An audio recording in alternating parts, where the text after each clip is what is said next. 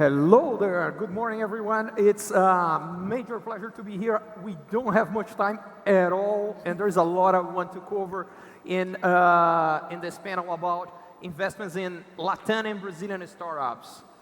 So, Eric, I'm going to do something wrong, and I'm going to start with you just because you are the one who has done the largest number of investments in LatAm startups. So what I want to know is, given the changes that we have seen in the market lately, usually there is less availability of capital, but that's when usually the best vintages come.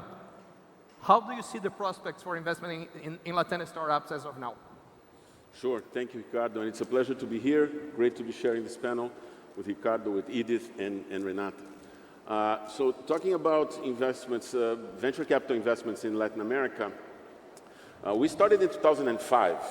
At a time that really nobody was thinking about being an entrepreneur, so it was very early. When you look in 15 years, 18 years, what happened, change as a cultural change in entrepreneurship and establishment of the venture capital asset class, it's remarkable. I really believe the next 10 years will be much better than the last 10 years, because now we have a generation of proven and experienced entrepreneurs, and we have several disruptive technologies coming up. You are right when you say this time, which is a correction, and it's a normal and even healthy correction in the market after a period of exuberance that lasted a few years. We need to correct. The availability of capital for fundraising and liquidity, is reduced because a lot of non-VC investors actually get out of the industry now. They were still learning how to invest. So it's really the true VCs that continue to invest at a normal pace. It's the best vintage ever to invest. Its valuations are much more rational. There's less competitive pressure, both on opportunities, on markets, competition for talent. So incredible opportunities. And we really believe that Latin America is really well positioned in the world to continue to attract capital to the best companies that are being created, because we are a region where we're not going to run out of inefficiencies to be solved by entrepreneurs, at least soon, entrepreneurs using technology to solve relevant problems. Yeah, I guess I'm forced to agree with you that we are not gonna run out of inefficiencies. We're good on that. Renata, having that in mind, you're a Brazilian who have been living and investing from living abroad and investing not so much in the region. Why is that so? And what do you think that needs to change so that you can find more and better investment opportunities in Brazil and Latin America? Yeah.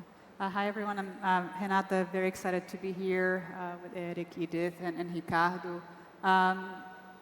Renegade Partners, which is the firm that I'm a co-founder of, invests in software companies globally, and we believe that the best companies can come out of anywhere in the world. So we don't look at a particular region per se, trying to find, okay, what's the best company here or there. So everything needs to compete at sort of a global level.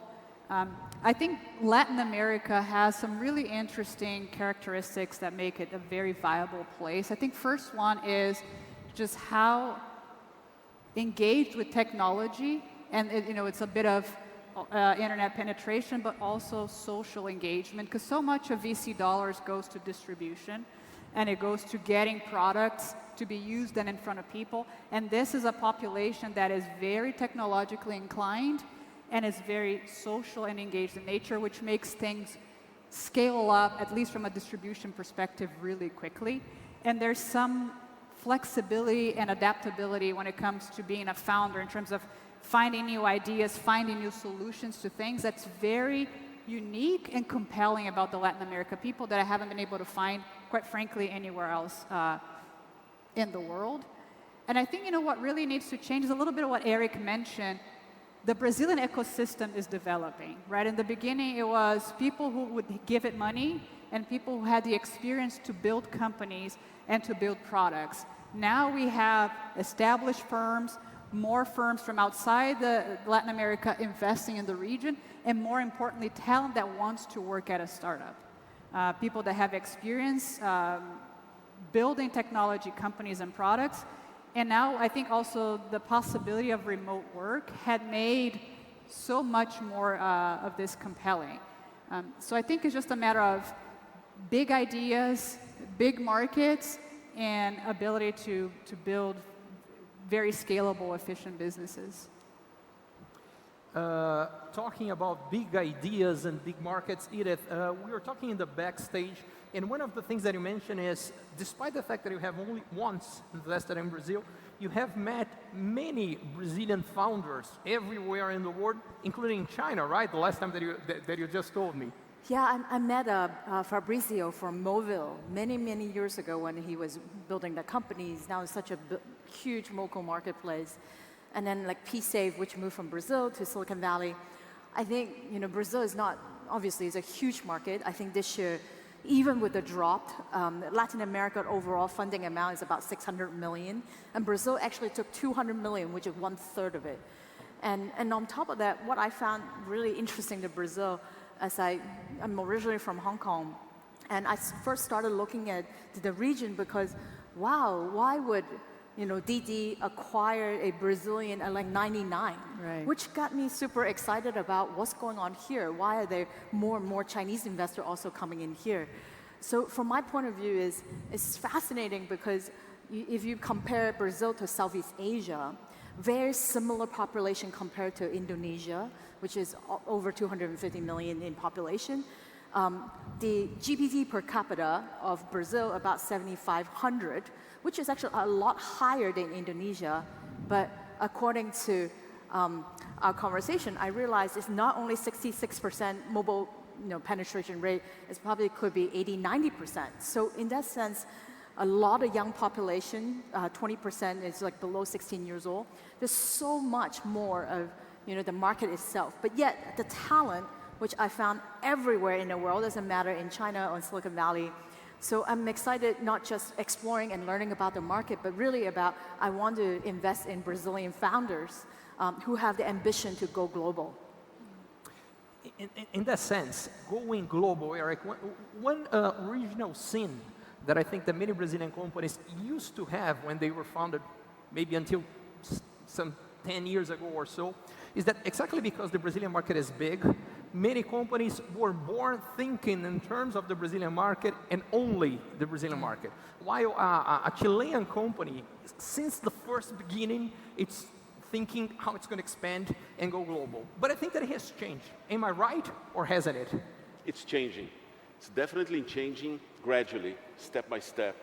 When we started also, we were focused only on Brazil, which was the powerhouse of Latin America, the largest market, the first ecosystem that really took off and was on the radar screen of Silicon Valley and other regions.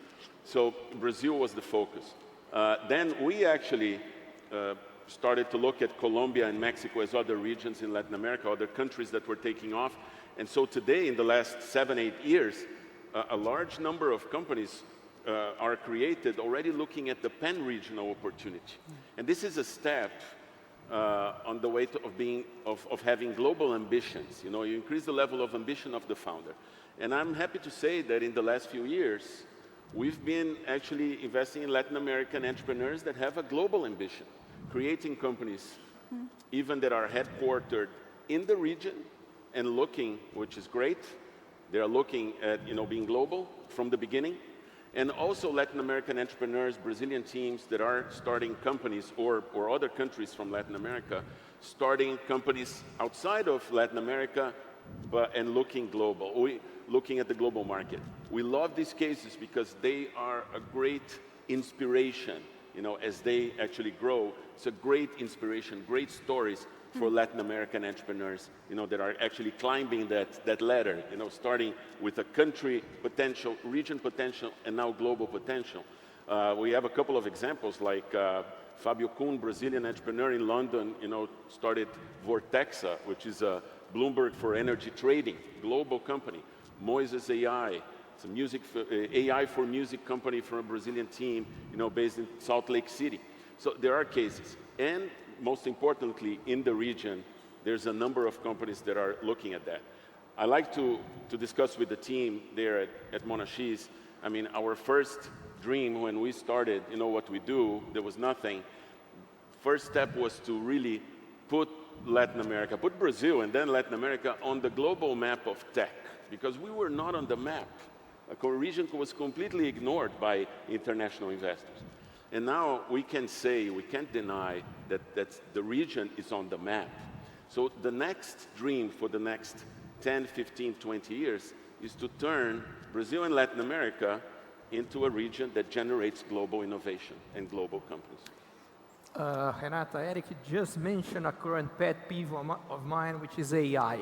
And what I would like to know is, how do you think, how well prepared Latin American startups are to deal with the big changes that I believe that AI is going to bring to them? The reason I'm asking is, sometimes I talk to some founders that are really focused on disrupting certain business or their companies, but I look, maybe they are going to be the one who's going to be disrupted for other changes that are happening. How do you see that? How well positioned is our Latin American companies to deal with that? Well, I think that what AI is allowing companies to do is to process a very, very large amount of data in a very efficient way. And I see that being an opportunity for founders anywhere, and I don't see why not Latin American founders. One is when it comes to sort of addressable market and the type of businesses you create.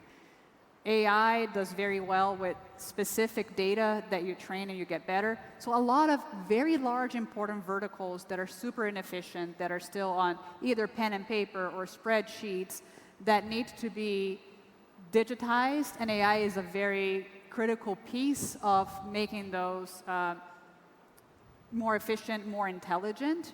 And you think of fintech, you think of transportation, insurance, agriculture, very healthcare, and I could go on, very vertical, so big business opportunity. And then for everybody else too, there's a lot of AI innovation that's just improving velocity of efficiency. It's not replacing engineering talent per se, but it's allowing those people to, hey, ChatGPT or Copilot, do a code review for me, or get me started so I'm more efficient with my time. So it actually allows you to do more with less. So an opportunity to make your dollars as entrepreneurs also to go further. So I think it's a fantastic opportunity, and it should be part of anyone's business over time, because you generate interesting data or because you get more efficient. Edith, I would love to hear your perspective on that as well. I think with generative AI, which is definitely the hottest thing right now for 2023 in terms of investment and valuation. And if I'm a Brazilian founder, I will absolutely use Gen AI to basically 10x all my engineers in Brazil to go to market internationally. Imagine, of course, with like Copilot and code generation, but every single thing that you write in the local language, you can just ask ChatGPT and translate. And your marketing team in Brazil essentially can actually work in the US or even in China. So in that sense, it's really thinking about how do you plug into, doesn't matter from marketing, sales, customer service, and also the communication. Now you 10x of the productivity, the efficiency of, you could be sitting in Rio and be talking to customers around the world in over 100 countries. That is really, really exciting for me. And that's how, as somebody who's like investing mainly in Silicon Valley, now wouldn't mind actually investing in companies here, knowing that it's not as much of a kind of a hindrance anymore in terms of going global. And what about you, Eric? Anything you'd like to add in this topic? Well, AI, yeah, we are, this relates to the first, also to your first question about the phase that we're going through, the correction. In our opinion, actually there are two, we are in a transition phase, both on the economic cycle, after a period of low interest rates, now the high interest rates, and less availability of capital. So it's a phase of the economic cycle, but also it's a transition phase in the tech cycle. We just lived in the last 20 plus years the mobile, social, local, mobile, broadband, cloud cycle.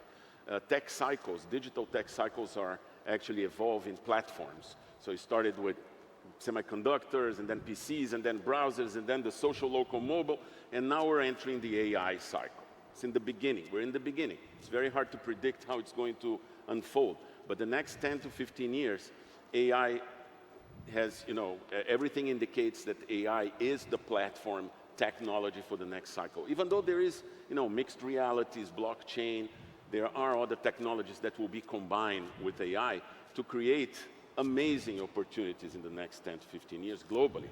And as Edith and Renata mentioned, this is also a platform that indicates that it will be able to create also more global companies based on these platforms because of, language is not going to be that much of a barrier and other things. So it's going to be very, very exciting, very interesting, and at a time, as I mentioned, that Latin America has gone through a first cycle of, developing the entrepreneurial culture that didn't exist. And not only in terms of quantity of entrepreneurs, as I said, when we started, we used to go to the colleges and schools and try to talk to students and say, who wants to be an entrepreneur? And nobody raised a hand. Really, literally, nobody raised a hand. This is 15, 17 years ago. And today, all surveys show that there's a lot of the young talent are looking at being entrepreneurs. But quantity is nothing without quality. And the other good news, at least we have the opportunity to co-invest with many global VC investors that invest in many regions in the world. Before, there was a gap in quality of tech companies from Latin America and tech companies from Silicon Valley or China. And I have to say that in the last few years, last couple of years, 3 years, we've been hearing spontaneously from these global VCs that are very experienced that some of their best founders and some of their best portfolio companies are in Brazil and Latin America. And that's a big change. So the gap of quality, it's not at scale yet, but the gap was reduced, was eliminated. That's the first step. Renata, in that sense, if you could give just one small piece of advice to the LatAm ecosystem, to people who are here, which one would that be? What do they need to have in mind so that we can have amazing founders, but not only amazing founders, an ecosystem that supports those founders to be able to do everything that they could? Well, I think, if you think of the side of a VC, there's one law that's called the power law that means, can this investment return my fund?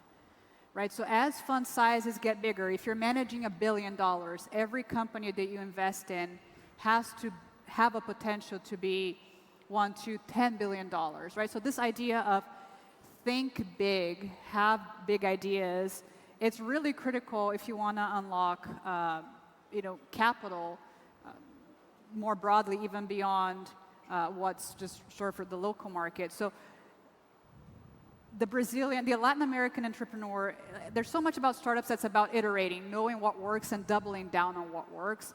I think we're naturally wired by this. The jeitinho brasileiro is something that is ours. We have a way of feeling around things and the instinct of finding things that have value. So this idea of build the best thing you can, build big ideas, leverage what technology can offer, because there's no reason why the next Google, the next Facebook, the next Tesla cannot come from Latin America. There's absolutely no reason except for ambition. So let's go get it. Let's do it, because it can be done.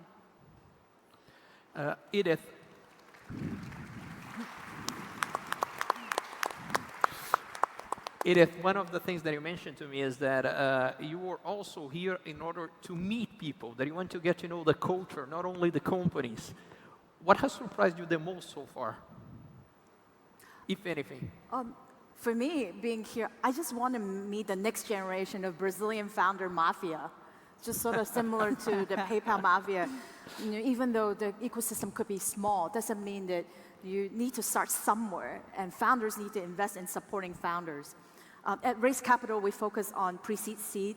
We really focus on like B2B, open source. I think developers there's no discrimination, it's colorblind. If you're working on anything, developers tools, open source, I'd love to meet with you guys. It's all about you at the end of the day, how you think. Do you want to go global? It's not just about LatAm or this particular country. It's helping you to think worldwide, how you can be sitting here and still go conquer the world. and I want to be that person who's supporting the Brazilian startup mafia. Eric, any tip for the LatAm mafia? I guess you're well connected to the LatAm mafia. So, what tip would that be? Well, I think it's a great time too, because there was actually the first entrepreneurs that started back in, I'd say 2010, when the industry took off. Those entrepreneurs that started with basically no capital at all, they had to be incredibly resilient, incredibly focused, incredibly, hardworking on their plans, and they built the first generation, and they are kind of heroes. Now it's the new generation of entrepreneurs are building over, on the shoulders of that first generation, and that's how it needs to be. I think, besides the confidence and the ambition that we know there's a lot, in Latin America that is growing. I'd say the name of the game here is patience and resilience. I wanted to really mention that. I mean, it's a region where things are tough in terms of execution risk. It's not about innovation risk yet or competition risk. It's more about execution risk. And you have to be very resourceful and patient and resilient to make it happen, but there are more and more cases that are showing the way, and what's happening is very, very special, because we have the entrepreneurial energy here in the region is very special. Renata, given that we only have a few seconds, I'll give them to you just to let us know, being a Brazilian, being in Silicon Valley, because when we Brazilians think in terms of a tech mafia, we think Silicon Valley. So what have you learned there that Brazilians here might not know? I think it's so much about support. First is the financial support, and it's so great to see now Brazilian founders with good outcomes that they can go back and be angel investors, fund the ecosystem. And so much of it is, connections. Be each other's customers, right? Give each other money, give each other talent, because these are the engines that compound and multiply. And this mafia concept is really, really important. And if you think about Y Combinator, one of the most valuable things is they're all each other's customers. And then their revenues start to kick in, and there's that virtuous cycle that come out of it. So this is extremely powerful and compounds. Well, there are at least 100 other questions that I would love to ask all of them, but given that I will not have the opportunity this time, I hope we can do that again. Thank you very much for all of you.